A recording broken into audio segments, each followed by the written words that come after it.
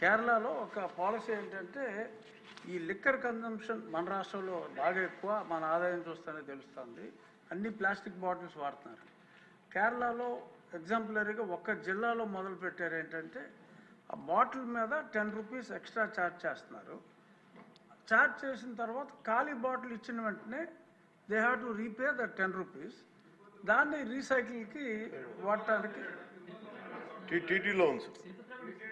ఆయన అనేది ఈ బ్రాండీ బాటిల్స్ కూడా అప్లై చేయమని. బ్రాండీ బాటిల్స్కి ప్లాస్టిక్ కన్జంప్షన్ ఎక్కువగా ఉంది, ఎక్కడ పడితే అక్కడ పడేస్తున్నారు కాబట్టి హ్యూజ్ కన్జంప్షన్ ఒక దగ్గర కలెక్ట్ అవుతుంది. అది ఈ కొంచెం ఎక్సైజ్ డిపార్ట్మెంట్ వాళ్ళతోటి కోఆర్డినేట్ చేసుకుంటే major percentage of plastic waste ఒకటి చేయొచ్చండి. కేరళలో ఇంప్లిమెంట్ అయింది.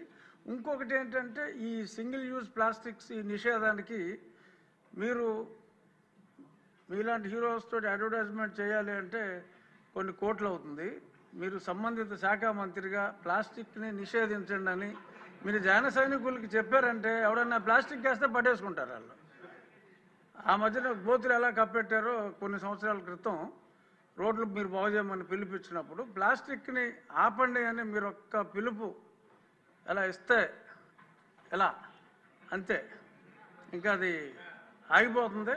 సో కాబట్టి సంబంధిత శాఖ మంత్రిగా మీరు ఆ స్టెప్స్ తీసుకుంటే డెఫినెట్గా ఈ ప్లాస్టిక్ భూతాన్ని అరికట్టాలంటే అది మీ వల్ల సాధ్యమయ్యే అవకాశం చాలా ఎక్కువగా ఉంది. కాబట్టి ప్లాస్టిక్ గురించి మీ అవగాహన ఇందాక మీరు చెప్పారు, ఎక్స్ట్రాడినరీగా మొత్తం అంతా ఎక్స్ప్లెయిన్ చేయటం, తల్లి గర్భంలో కూడా ఈ పొల్యూటెంట్స్, మైక్రో పొల్యూటెంట్స్, ఇలాగే విలేజెస్లో సిటీస్లో కొంచెం డిజిటల్ బోర్డ్స్ని ఎంకరేజ్ చేస్తే ఈ ఫ్లెక్సీలు మానేసి ఆ అడ్వర్టైజ్మెంట్ ఏదో డిజిటల్ బోర్డ్స్లోనే ఇచ్చుకుంటారు ఆ ఫంక్షన్లప్పుడు దానప్పుడు. కొంచెం ఆ రకంగా డిజిటల్ బోర్డ్స్ని ఎంకరేజ్ చేస్తే this might also come down quite a bit sir.